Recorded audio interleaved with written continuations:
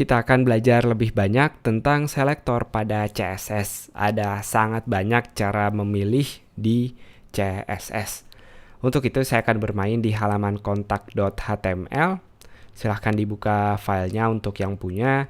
Dan hal yang pertama harus kita lakukan tentunya memberikan tag link untuk menghubungkannya dengan CSS sama seperti di video-video sebelumnya. Kita udah terhubung ke CSS, artinya akan ada beberapa style yang berubah ketika kita mereload halamannya. Langsung aja untuk mulai belajarnya, di bagian paling bawah saya akan memberikan komentar agar lebih rapi. Mulai dari sini adalah tentang halaman kontak seperti ini. Yang pertama kita udah lihat sebenarnya di video sebelumnya, yaitu kita bisa memilih tag lebih dari satu seperti ini. Contohnya kalau saya mau mengubah warna H1 dan H2, saya bisa memisahkannya dengan tanda koma. Atau kalau lebih dari 2, kita tinggal pisahkan lagi dengan koma, begitu seterusnya. Kita akan mengubah warnanya menjadi warna abu-abu. Kita lihat sekarang H1 dan H2 warnanya sudah berubah. Agar lebih rapi kita berikan margin 10 pixel ke atas dan di bawah, kiri kanannya kita biarkan kosong. Kita lanjut lagi ke bagian kedua, yaitu kita bisa memilih elemen yang berada di bawah elemen tertentu. Misalnya saya punya tag A di sini, kita nggak perlu bilang tag A semuanya langsung. Kalau hanya mau bagian ini saja, kita tinggal menulis div lalu A. Jadi saya tinggal menulis div lalu spasi A seperti ini. Dan kita berikan efek warna backgroundnya berubah, misalnya jadi warna kuning. Kita lihat semua tag A yang ada di dalam div tadi berubah. Bisa dibuktikan dengan memberikan satu A lagi di sini. Jadi A-nya sekarang di luar div. Untuk linknya saya akan biarkan tanda pagar, artinya dia nggak akan ke mana-mana. Kita kasih tulisan syarat, misalnya ada menu syarat di situ. Kita lihat menu syaratnya tidak ikut berubah. Sebelumnya kita mencoba memberikan margin di sini, dia nggak berubah. Kenapa? Karena H1 dan H2 adalah displaynya inline. Pada display inline kita nggak bisa ngasih margin atas bawah sekarang. Untuk itu kita hapus aja bagian marginnya, pelajaran bagus. Dan kita kembali fokus ke bagian ini, yaitu untuk memilih elemen yang berada di bawah elemen tertentu. Kita menggunakan div spasi elemen berikutnya.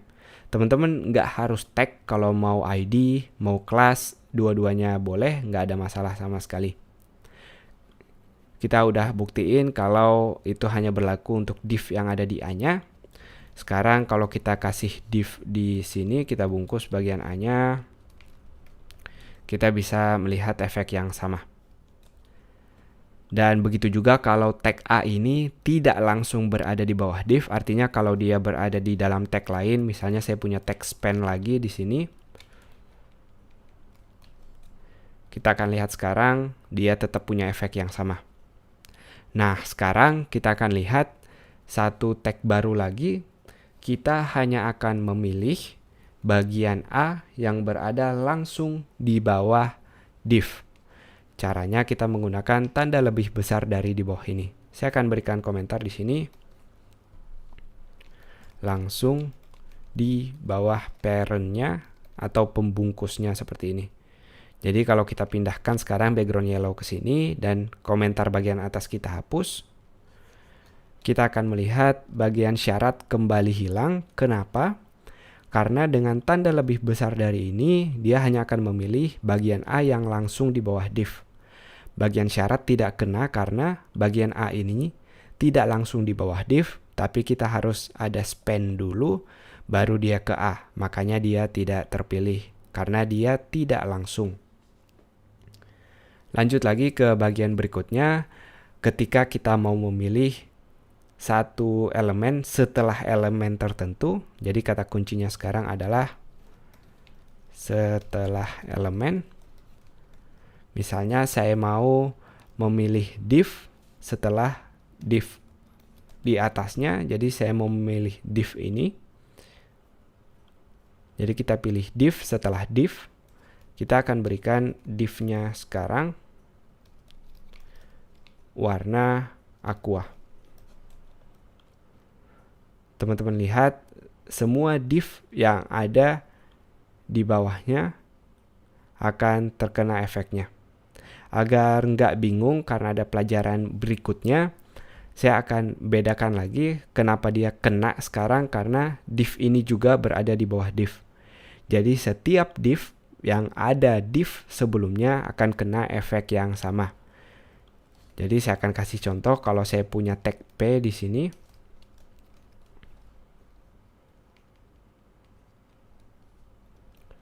Selamat datang.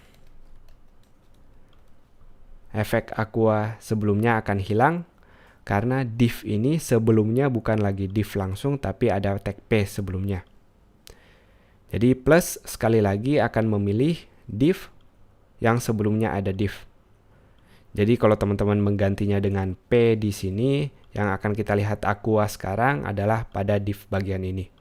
Karena dia akan melihat tag sebelumnya yang ada tag yang sama kita tulis di sini. Lanjut lagi ke bagian berikutnya, yaitu tanda tilde. Penulisannya sangat simpel dengan tanda garis lengkung seperti ini. Kali ini dia akan memilih semua bagian yang ada di bawahnya. Jadi kalau tadi hanya memilih div setelah div atau div setelah P, kali ini kita akan memilih semua yang ada di bawahnya. Kita lihat di sini yang kita punya beberapa adalah tag P. Saya punya satu tag P di bagian bawah, begitu juga dengan di sini. Kita bisa nulis seperti ini sekarang. Div tilde P, artinya semua P yang ada setelah div. Div kita ini ada P di sini, berarti termasuk, begitu juga dengan yang di sini. Saya akan tambahkan satu P lagi biar kita lihat perbedaannya.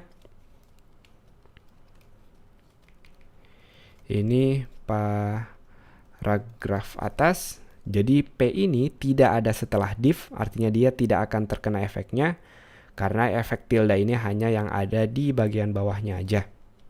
Langsung aja yang mau kita berikan efeknya adalah background juga. Kita akan kasih dia background merah agar jelas terlihat seperti ini. Jadi semua paragraf berubah menjadi merah kecuali paragraf yang ada sebelum div.